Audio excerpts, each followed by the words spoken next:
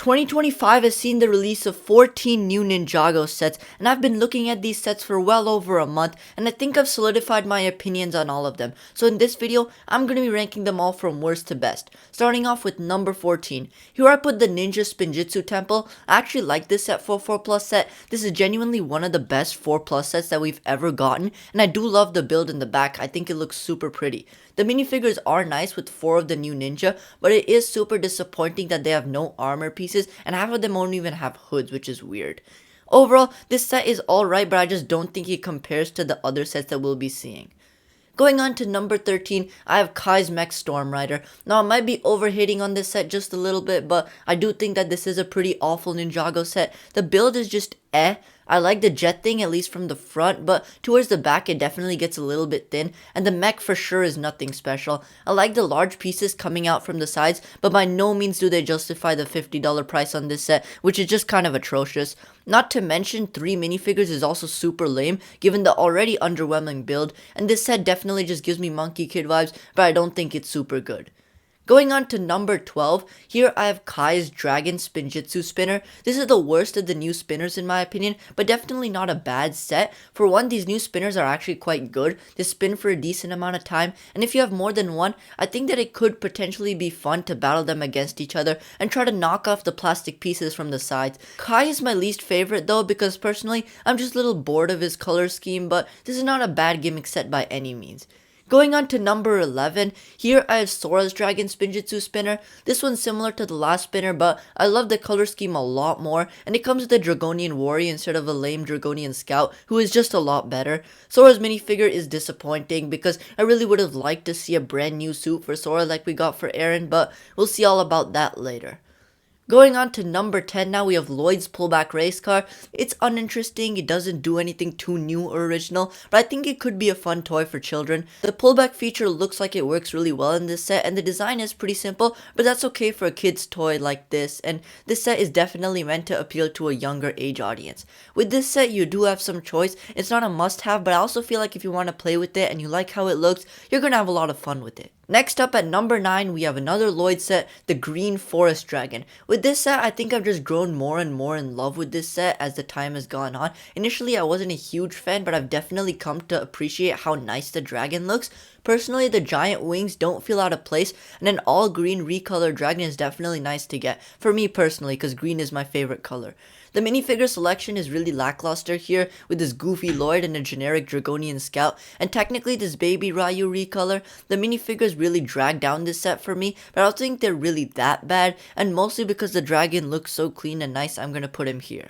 Next up at number 8, we have the Dragon Spinjitzu Battle Pack. This is the third and final spinner set from this wave, and I think that this one's just a really solid deal for children. Getting that awesome Blood Moon Ross for just $20, along with a decent Eren, and 2 spinners is a nice deal. That little side build also adds a lot of play to this set, especially for children. Other than that, the spinners are exactly the same as we've seen before, so don't have too much to say on them, but a solid battle pack overall. But just a quick reminder, before we move on into the really good sets, make sure to like and subscribe. Anyway, back to the video. Now at number 7, I have Eren and Ross's Super Stormjet. Now this was a set that I was a super big fan of back when we first got pictures, but it's one that I've just lost interest in as time has gone by. Make no mistake, the jet still looks super sleek and cool, but as I've seen from other angles, I have to admit it's not as good as I thought. From the front or at an angle, this set looks really cool because it showcases the awesome cockpit region transitioning into the body with those cool lights, and the wings are also at a really cool angle. But from the sides, it is definitely a little bit short for a jet, and I would have liked it a lot more if the thrusters protruded a little bit more from the back, because looking at it straight from the side, it does seem like the jet just abruptly ends. 3 minifigures is also not the best considering all of them appear in sets $20 or less, plus a little bit high price of $50. As a whole, this set is just overall a little bit underwhelming. Going on to number 6, we have Zane's Battlesuit Mech. This set, for its extremely cheap price of $10, is very good. It comes with 3 minifigures, all of which are sorta desirable, and all of which this is the cheapest way to get them. I especially love Drix, who is awesome looking, sporting that spiky red design. The mech is a little bit better in person than I thought. I mean, it's a small mech, what more can you ask for? Overall, if there was any set that I would recommend for like everyone to buy in this wave, it would be this set. It's an absolute steal for $10. Now going into the top 5, we have the Ninjago City Workshops. Many of you might be surprised I kept it this low. In my opinion, if you're gonna call a set a Ninjago City set, it has to be pretty much flawless and absolutely phenomenal, which this set just isn't.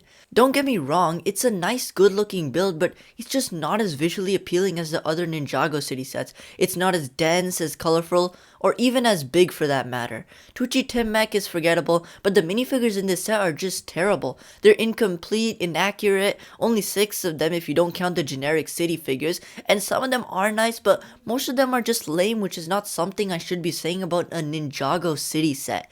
Also, for $200, this build is alright, but maybe worth $200, and the minifigures are just not stepping it up here, and I just can't justify that price. For $250, this set should absolutely blow me away, which it just doesn't, unfortunately. At number 4, I have the Arc Dragon of Focus. I'm kind of mixed on this set, but I have come to like it more and more as I've seen it. It is a shame that the back legs are locked in place, but I can understand why they did it. The color scheme is nice, the wing feature is nice, though the technique that makes it possible is super ugly. The light blue feels a little bit out of place, but that's just my opinion, and the general neck area still does seem a little bit bulky, and I'm still not a huge fan of the transition from the neck into the body. It just feels a little bit inorganic. However, the minifigure selection in this set is pretty fire. 8 minifigures for $100 is not something we see all too often anymore, and a lot of these minifigures are really nice, namely Pixel, Drix, and Zark.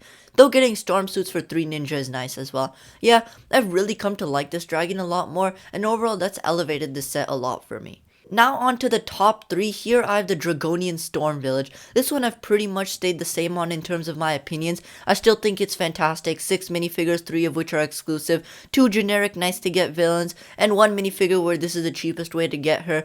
Moro and Rogue single-handedly carried this set for me, but I will admit that this build is nothing too special and a little bit small in person, though this set is for me, so personally I don't mind paying $40 for it, so that's why it's here. Now at number 2, here I have Zane's Ultra Combiner Mech. This one I really didn't like initially. I thought it was a little bit goofy, but I have come to really like it. The transformation feature is sick, and it genuinely seems like a lot of fun splitting into the different vehicles. Unlike the last Combiner Mech, I don't think that the transformation feature takes away from this set in any form, so that's a plus. The minifigures are also a huge plus, with Noct being the star of the show, of course. $100 for this set is pretty reasonable in my opinion, and overall, this is a really fun toy and a great mech in general. Now, finally, number 1, the best set of 2025 so far, I'm gonna have to give it to the Thunderfang Dragon of Chaos. This set is insane, and I mean that in the best way possible. This set is literally flawless for the price, a pretty sizable dragon build, and 6 great minifigures for a pretty good price of $70. But the main reason I love this set so much has to be that dragon. It's just really unique standing on the 2 legs. I like how thin it gets near the back and how it bulks up again near the chest and the legs. The wings have a really cool spiral pattern on them, and this dragon has catapulted probably to my top 3 dragons of all time. I don't even know, this dragon is so nice. But that's going to be my ranking of the sets. I feel like my thoughts have changed a lot on these sets since I made the initial rankings a couple of months ago. But let me know if you agree down in the comments below and subscribe.